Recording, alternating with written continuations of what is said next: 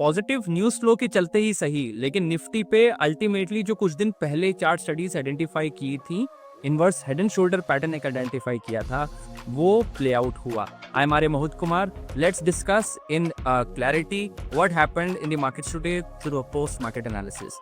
तो निफ्टी पर तो पिवट पॉइंट 24,558 के आसपास था, तो आज गैप अप मिला और गैप अप के बाद ठीक है थोड़ा सा करेक्टिव मूव भी हमने देखने के लिए मिला, लेकिन रेजिस्टेंस 1 के ऊपर तो गैप में ही चला गया था रेजिस्टेंस 1, तो रेजिस्टेंस 2 के ऊपर ज़्यादातर कामकाज हुआ और क्लोज भी रेजिस्टेंस 2 के ऊपर ही आया।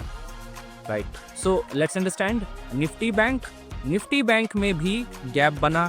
यहाँ पर पिवट पॉइंट 54,215 के आसपास था, तो यहाँ भी रेजिस्टेंस 2 के ऊपर ही ज़्यादातर कामकाज होते हुए और क्लोज भी उसके ऊपर ही आया।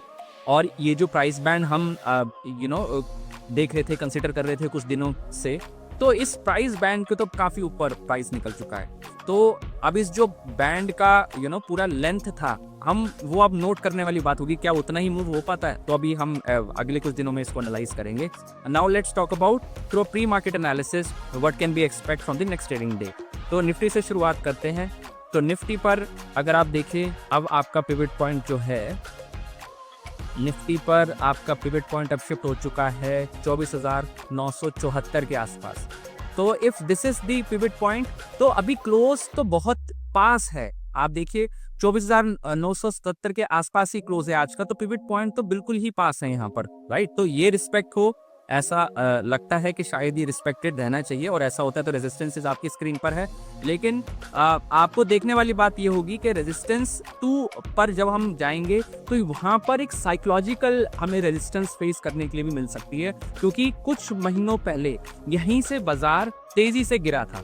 Right, now let's talk about if this pivot point is not supported, तो सपोर्ट्स आपकी स्क्रीन पर है, then there would be corrective moves. Okay, अब बात करते हैं निफ्टी बैंक से क्या एक्सपेक्टेशन हो सकती है। यहाँ पर 54,547 के आसपास पिवट पॉइंट शिफ्ट हो चुका है, तो यहाँ पर भी अगर क्लोज देखेंगे तो 54,532 के पास है, तो पिवट के बहुत ही पास अभी प्राइस एक्शन हो रहा है।